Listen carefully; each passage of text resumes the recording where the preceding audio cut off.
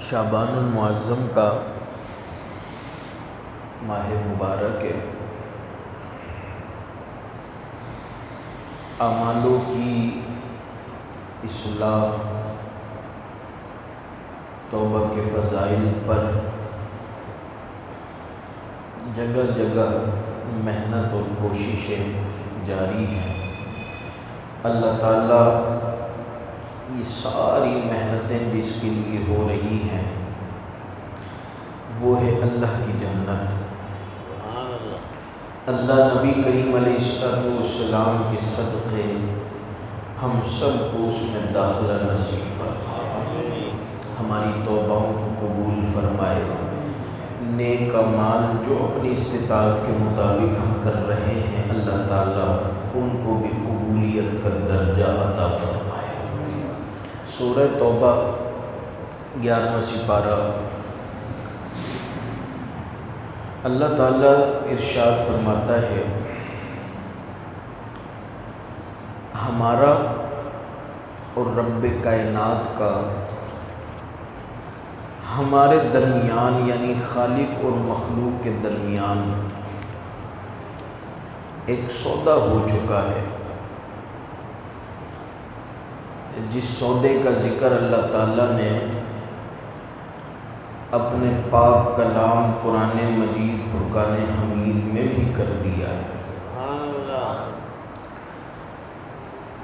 سودا کس کس کے درمیان ہے؟ ہمارے اور اللہ کے۔ سودا جس وقت ہوتا ہے کوئی چیز خریدی جاتی ہے اور کوئی چیز بیچی جاتی ہے، کوئی چیز خریدی جاتی ہے اور کوئی اس کے بدلے میں دی جاتی ہے۔ اب سنیے، اللہ ارشاد فرماتا ہے، ان اللہ اشتری من المؤمنین، کہ بے شک اللہ تعالیٰ نے خرید لیا ہے، من المؤمنین، مومنوں کی جان، انفسہم واموالہم، اور مومنوں کے مال۔ یہ کس نے خریدے ہیں؟ ذرا ساری کہہ دے میرے بھائی، اللہ نے۔ ہم ہیں نا مومن، ایمان والے، تو ہمارے بارے میں ہی ذکر ہے۔ اللہ فرما رہا ہے، میں نے خرید لیے ہیں مومنوں کے جان اور مومنوں کے مال۔ اب خرید لیے ہیں کا کیا مطلب ہے؟ جب کوئی شے خرید لی جائے، بندے ساری آپ سمجھدار ہیں، تو پھر جس نے خریدی ہوتی ہے اس شے پر اس کی مرضی چلتی ہے یا بیچنے والے کی؟ جس نے خریدی۔ کوئی ایک گھر ہے، مکان ہے، آپ نے اس کی پیمنٹ دی، مکان کا قبضہ لے لیا۔ اب اس پر کلر آپ کی مرضی کا، پلستر آپ کی مرضی کا، ٹائلز آپ کی مرضی کے، ماربل آپ کی مرضی کا، چاہے تو توڑ کر دوبارہ بنا لیجئے، نقشہ آپ کی مرضی کا۔ پھر جس نے بیچ دیا ہے وہ کچھ نہیں کر سکتا، سب کچھ کس کی مرضی چلے گی؟ خریدنے والے کی۔ بس یوں ہی سمجھو، اللہ تعالیٰ ارشاد فرماتا ہے، وہ لوگوں سنو، میں نے مومنوں کی جانوں کو بھی خرید لیا ہے، مالوں کو بھی خرید لیا ہے۔ یعنی کہ اب ہمارے جسموں پر ہماری مرضی ختم، اس پروردگار کی مرضی شروع ہے۔ ہمارے مالوں پر اپنی مرضی ختم، ہمارے مالوں پر بھی اس پروردگار کی مرضی چلتی ہے۔ یہ جو نعرہ تجویز کیا گیا ہے، رب کی قسم، اس سے بڑا جھوٹا نعرہ دنیا کے اندر کوئی نہیں ہے کہ میرا جسم اور میری مرضی۔ اور سن، اگر تو کلمہ پڑھنے والا یا والی ہے تو سن، کسی اور کا نہیں۔ اللہ کا وعدہ قرآن مجید فرقان حمید میں ہے، اللہ کا اعلان قرآن مجید میں پکار پکار کے بیان کر رہا ہے، وہ لوگوں اگر مسلمان کہلاتے ہو، اگر ایمان والے کہلاتے ہو تو سنو، تمہاری جانوں پر کسی اور کی مرضی نہیں، پروردگار عالم کی مرضی چلتی ہے۔ اللہ کی مرضی چلتی، کیونکہ ان اللہ اشتری من المؤمنین، ہم نے مومنوں کی مالوں کو، ہم نے مومنوں کی جانوں کو خرید لیا ہے۔ اب اپنی مرضی نہیں چل سکتی۔ اگر بندے کا دل کر رہا ہے نا کہ میں ظہر کی نماز کا وقت ہو رہا ہے،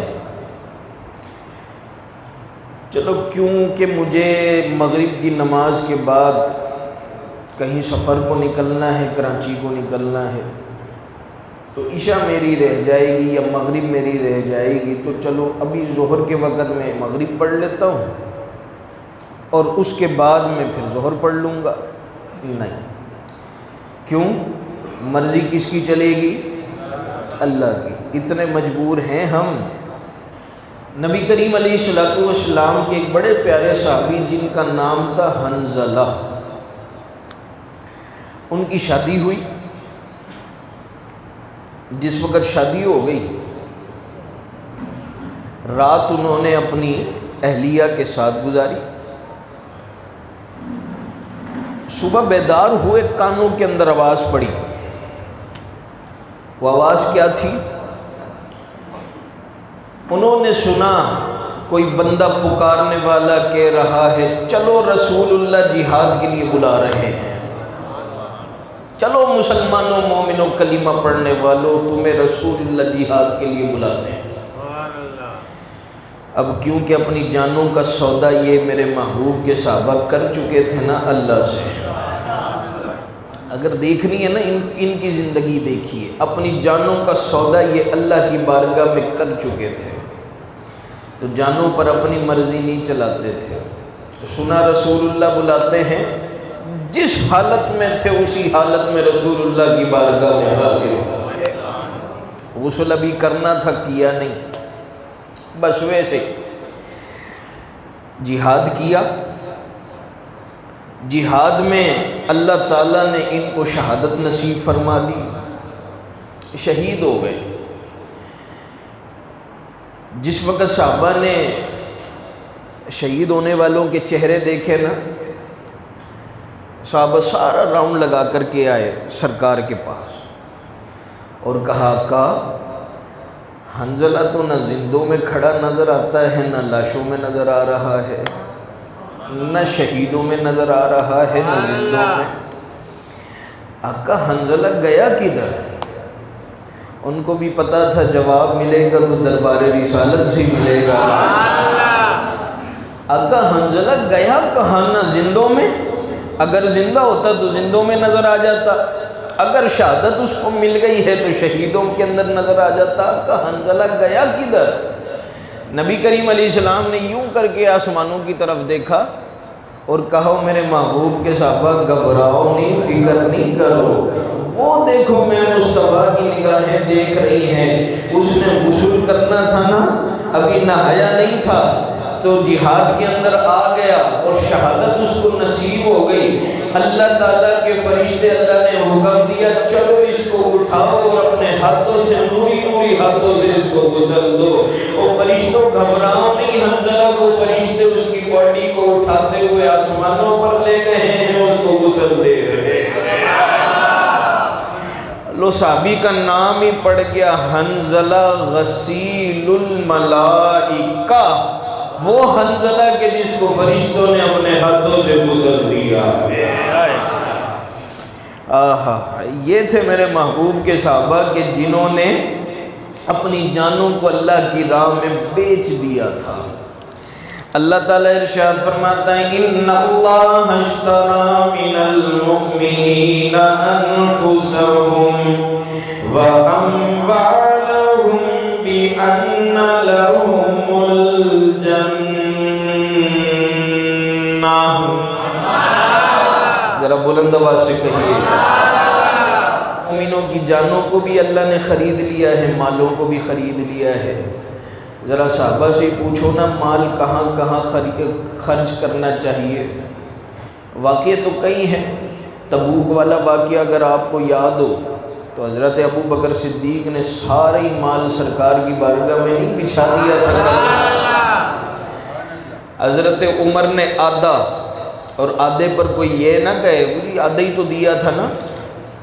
اگر آج کے دور کے اندر کسی کے پاس 50 لاکھ ہوں، ٹھنڈے دل سے سوچئے گا، کسی کا دل کرتا ہے 25 اپنے پاس رکھ کر 25 لاکھ مسجد کے اندر دے دے؟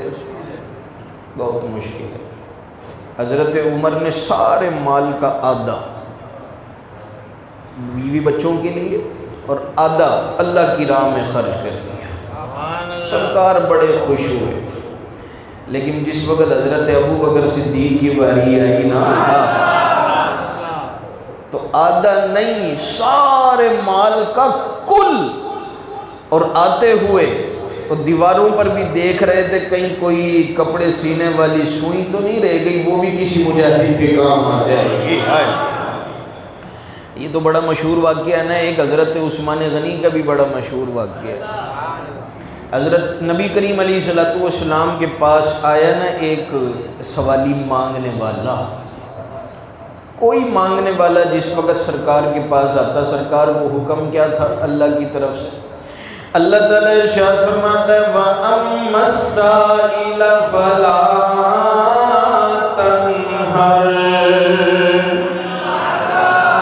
حبیب پیارے کوئی مانگنے والا آ جائے، سوالی آ جائے، مانگنے والا آ جائے، اسے جھڑکیاں نہ دینا۔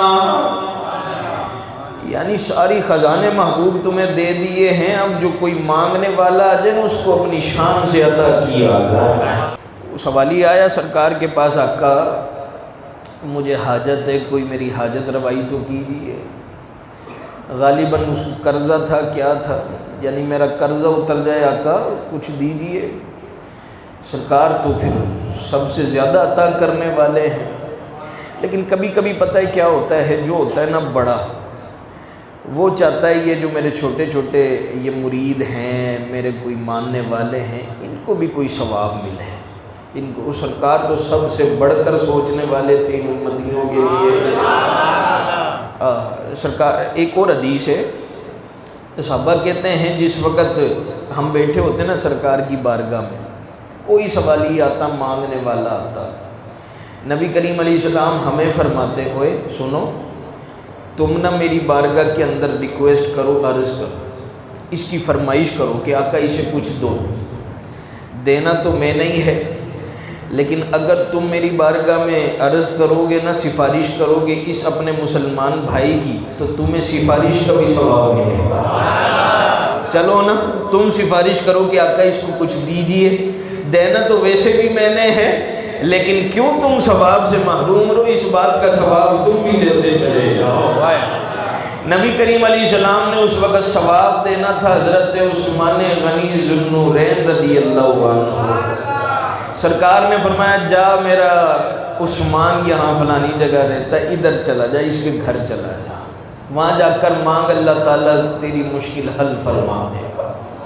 جس وقت یہ دوڑا دوڑا آیا نا حضرت عثمان غنی کے دروازے پر، تو حضرت عثمان غنی اپنی لونڈی سے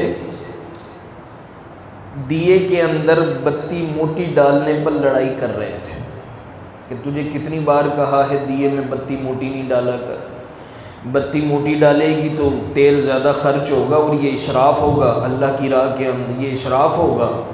اس سائل نے جس وقت سنا یہ ماجرا، وہ الٹے پاؤں واپس ہو گیا، کہا یہ جو ذرا سی بتی موٹی ہونے پر لونڈی سے لڑائی کر رہا ہے مجھے کیا دے گا، لیکن پھر بھی نہ سائیڈ پہ کھڑا رہا، دل میں تو آئی پتہ نہیں کچھ نہیں ملنے والا، لیکن جیسی حضرت عثمان غنی باہر آئے نا، اس نے عرض کیا، کیونکہ سرکار نے بھیجا تھا نا، اپنی مرضی سے تو جا نہیں سکتا تھا، سرکار نے جو بھیجا تھا اپنی مرضی سے آتا ہوتا تو پتہ نہیں چلا جاتا، لیکن کیونکہ سرکار نے بھیجا تھا تو کھڑا رہا کہ دیکھ لوں، قسمت آزما لوں۔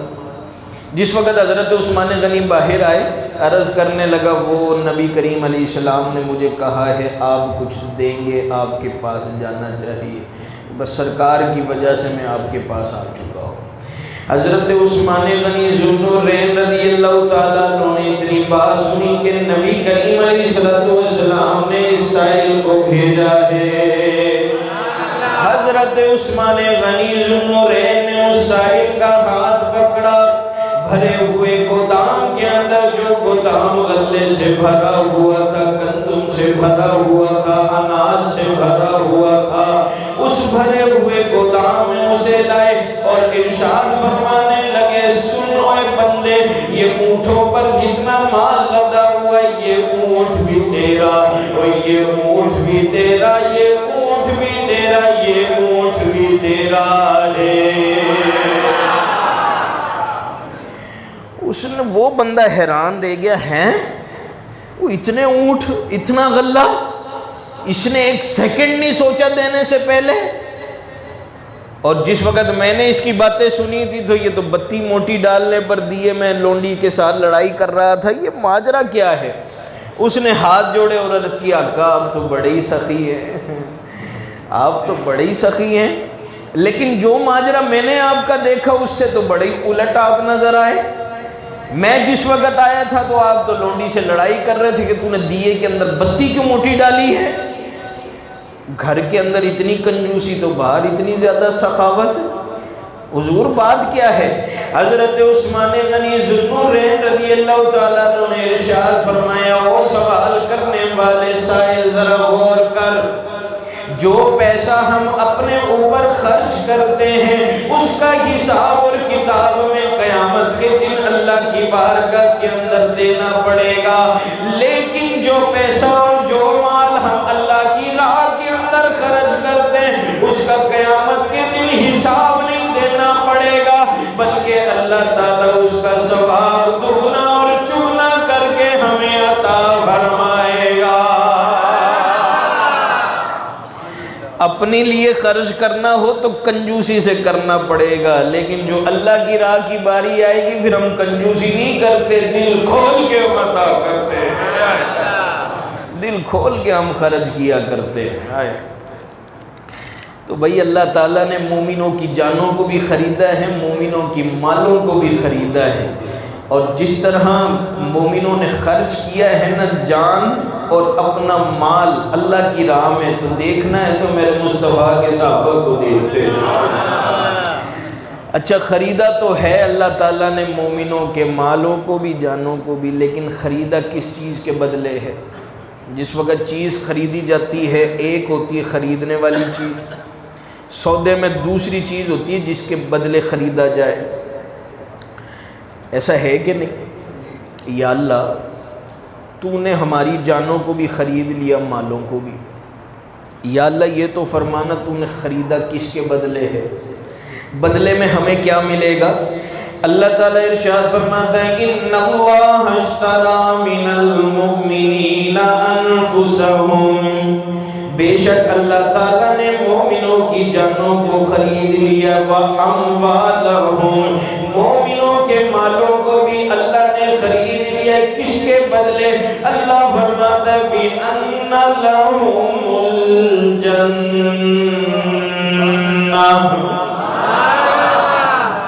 مومنوں کے مالوں کو بھی اور جانوں کو بھی اللہ نے خریدا ہے تو جنت کے بدلے خریدا ہے، یعنی بدلے میں ہم نے تمہارے لیے جنت تیار کی ہے۔ تو یہ سارے کام ہو رہے ہی جنت کے لیے ہیں، یا اللہ جنت دے دے۔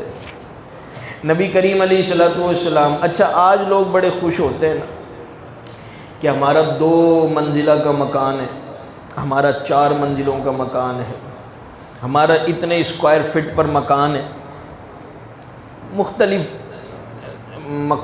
مکان لے کر ہم خوش ہوتے ہیں، کسی کا کتنا کسی کا کتنا۔ جنت جتنی جنت حصے کے اندر آئے گی وہ جنت کے پلاٹ ہیں کتنے؟ سبحان اللہ میں بھی کنجوسی پھیری آ رہی ہے، اور جس کا نام ہے نا یہ اسی نے بخشنی ہے، اس کا نام لینے میں کنجوسی نہیں بلکہ بلند آواز سے لیا کرے، اور اپنی زندگی کا معمول ہی یہ بنا لے کہ اللہ اللہ کر دیا جیواں وچ اللہ مر جاواں، جا جا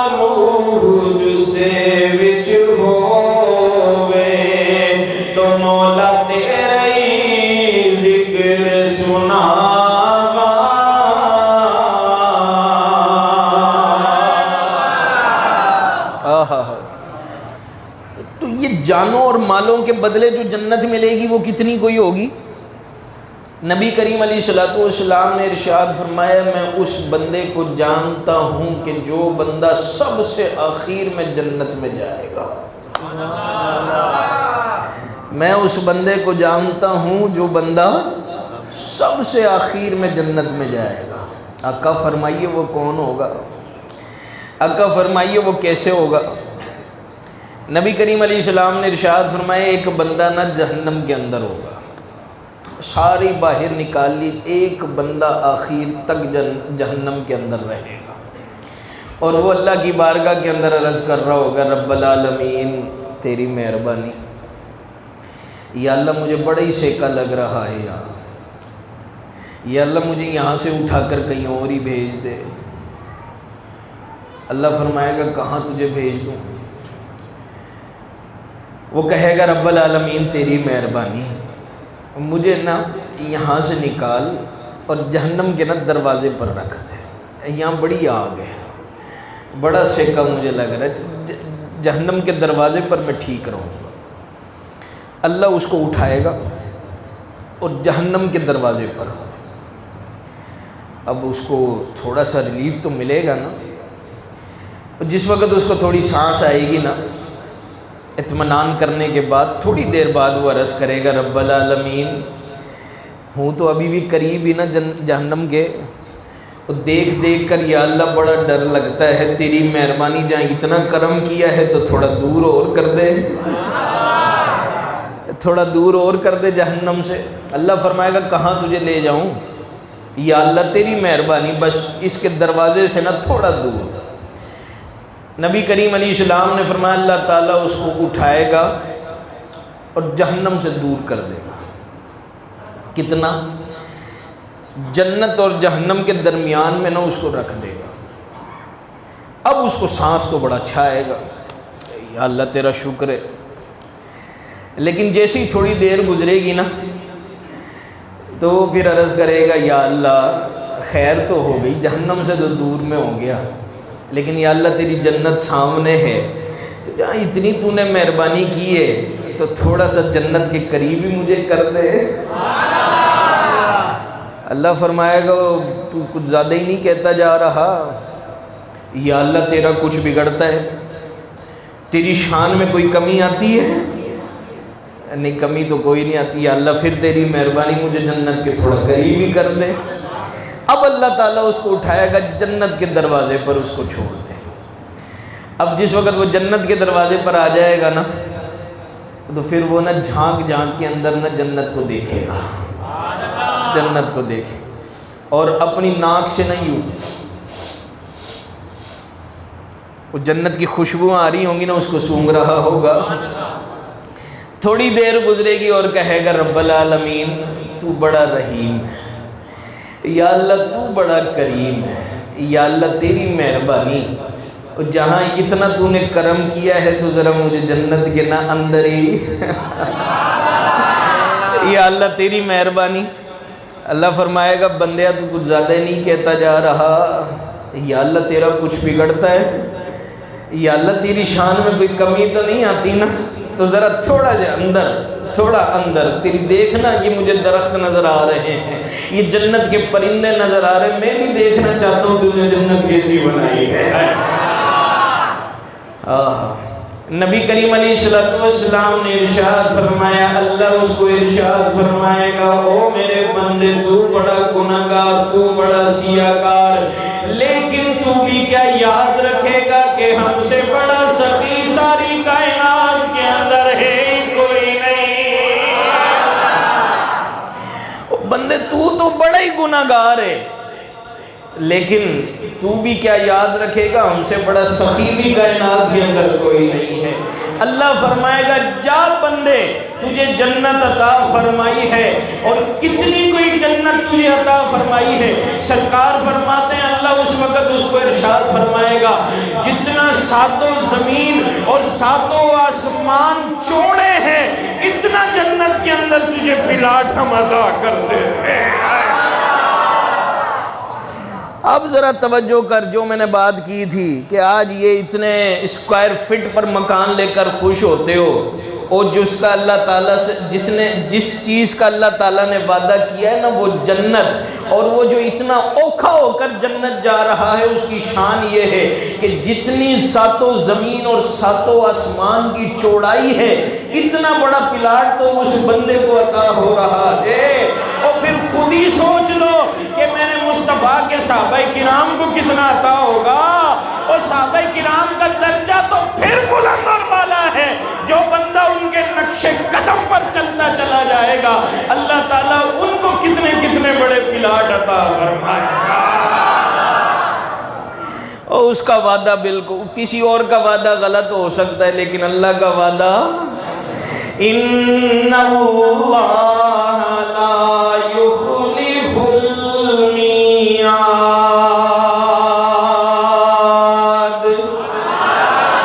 اللہ تعالیٰ کبھی بھی وعدہ خلافی کرتا ہی نہیں۔ اللہ تعالیٰ ارشاد فرماتا ہے وعدن علیہ حقا، بے شک اللہ کا وعدہ حق ہے، سچ ہے۔ اللہ کا وعدہ کبھی غلط بولو تو صحیح یار نہیں ہوتا۔ اللہ ہمیشہ وعدہ پورا کرتا ہے۔ اگر نہیں یقین آتا نا کسی کو تو لے یار مثال قرآن سے لے لے، مثال قرآن سے لے لو۔ اللہ کا وعدہ ہمیشہ پورا ہوتا ہے، حق ہوتا ہے اللہ کا وعدہ۔ جس وقت نبی کریم علیہ السلام کے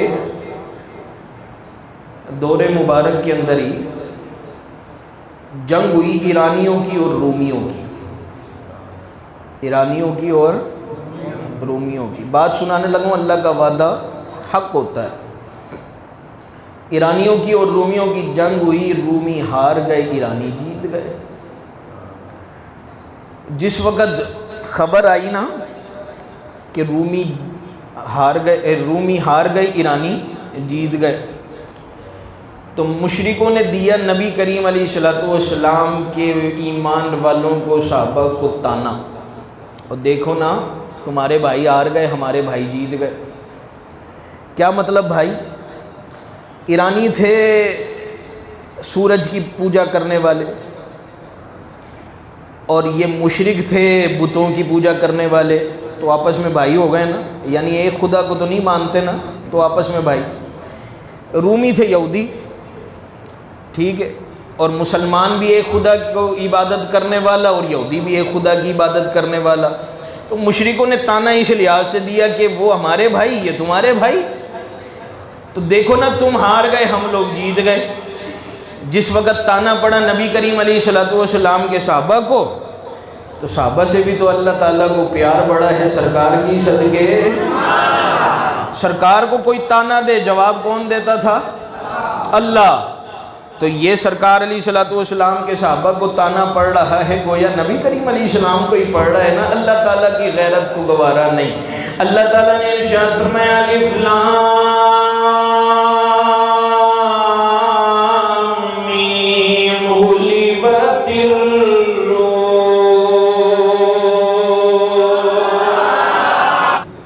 اللہ نے فرمایا اے لوگو، رومی جو ہیں وہ مغلوب ہو گئے، ہار گئے، فی ادنی الارض، برابر والی زمین پر۔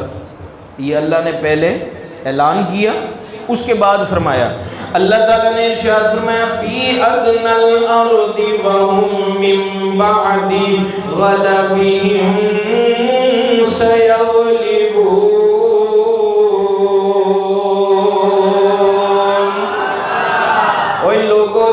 بے شک ہار گئے پاس والی زمین پر، لیکن سنو میں رب اعلان کرتا ہوں ان قریب رومی پھر جیت جائیں گے، غالب ہو جائیں گے۔ یعنی ان قریب اللہ نے پیشن گوئی فرما دی، سنو رومی غالب ہو جائیں گے۔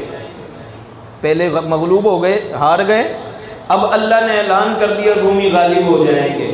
طویل بات تو بڑی طویل ہے، آپ کی اجازت ہے نا مکمل کر دوں اس کو؟ جس وقت حضرت ابو بکر صدیق رضی اللہ تعالیٰ عنہ نے یہ بات سنی کہ جبریل قرآن کی آیتیں لے کر آ گیا ہے، اللہ نے اعلان کر دیا ہے وَهُمْ مِن بَعْدِ غَلَبِهِمْ سَيَغْلِبُونَ کہ وہ لوگوں سنو میرا اعلان ہے رومیان قریب غالب ہوں گے۔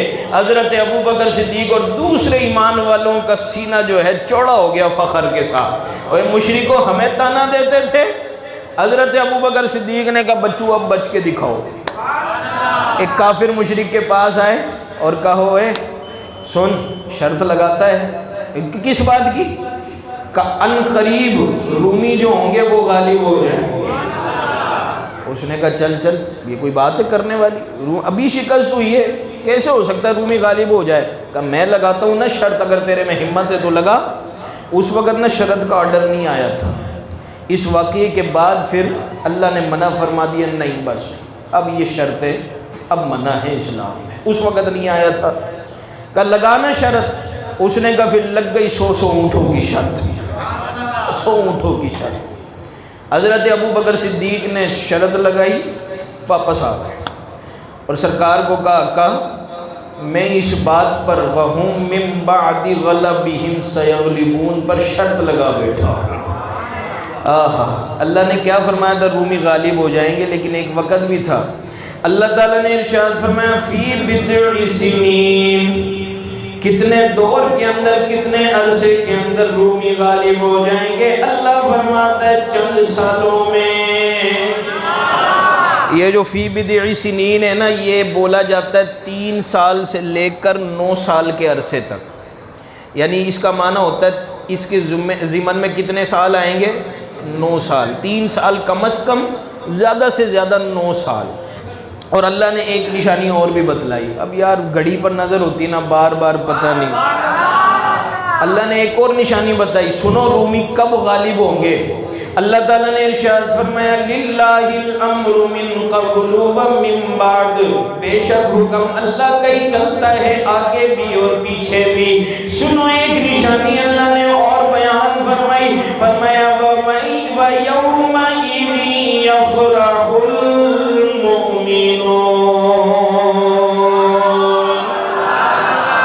ایک نشانی اور ہے جس وقت رومی غالب ہوں گے، کیا؟ اللہ نے فرمایا اس وقت مسلمان بھی کسی بات پر جشن منا رہے ہوں گے۔ جس وقت رومی غالب ہوں گے مسلمان بھی جشن کر رہے ہوں گے۔ کتنے سالوں کی بات تھی؟ 3 سال سے لے کر 9 سال تک، شرط بھی لگی ہوئی ہے، اور مسلمانوں کا سینہ جو ہے نا وہ فخر کے ساتھ چوڑا ہے کہ اب ہم مشرکوں کو بتائیں گے کہ دیکھو کہ رومی بھی جیت گئے ہیں، میرے اللہ کا وعدہ بالکل سچا تھا۔ وقت تھا بدر کی لڑائی کے اندر، جس وقت اللہ تعالیٰ نے ہمیں فتح نصیب فرمائی 17 رمضان المبارک کو، جس وقت بدر کی لڑائی میں فتح ہو گئی نا، ایک وقت تک بدر کی لڑائی کی فتح کے بعد جس وقت مسلمان جشن منا رہے تھے کس بات کا؟ کہ یار مبارک ہو اللہ تعالیٰ نے ہمیں فتح نصیب فرمائی ہے بدر کے میدان میں۔ مسلمان اس بات کی خوشی کر رہے تھے، ادھر سے خبر آئی کہ رومیوں اور ایرانوں کی پھر جنگ ہو گئی، اس بار ایرانی ہار گئے، رومی جیت گئے۔ اوہ رب کعبہ کی قسم ہے، میرا اللہ کا وعدہ کبھی غلط نہیں ہو سکتا، حالات کیسے بھی ہوں، اللہ کا وعدہ ہمیشہ سچ ہوتا ہے۔ یار تو اپنی جانوں کو، اپنی مالوں کو جو اللہ کی راہ کے اندر تم نے بیچ دیے، اللہ فرماتا ہے میں نے مومنوں تمہاری جانوں کو خرید لیا ہے، مالوں کو خرید لیا ہے، کس کے بدلے؟ جنت کے بدلے۔ تو اپنی زندگی ویسے گزار کہ جیسے اللہ اور اس کے رسول نے حکم دیا ہے، اپنا مال وہاں پہ خرچ کر کہ جہاں اللہ اور اس کے رسول نے تجھے حکم دیا ہے۔ رب کی قسم ہے اللہ کا وعدہ سچا ہے، اللہ تعالیٰ نے تیرے مرنے سے پہلے ہی تیرے جنت کا پلاٹ الاٹ کر دیا ہے۔ اللہ کا وعدہ سچا ہے میرے بھائی، تو جنت کے لیے محنت بھی کرنی پڑے گی۔ یہ ہے اعمال کا مہینہ، تو اعمالوں پر محنت کرو۔ رب کی قسم ہے پھر یہ پانی لگاؤ اعمالوں کو اس مہینے میں، تو فصل ہوگی رمضان المبارک کے مہینے میں، تو پھر فصل ایسی ہوگی ہوگی کہ اپنے پاؤں پر پیروں پر نہ یوں کر کے لے لہا رہی ہوگی، تیرے چہرے سے پتہ لگنا چاہیے یہ جو نتیجہ رہا ہے۔ وَمَا عَلَيَّ إِلَّا الْبَلَاغُ۔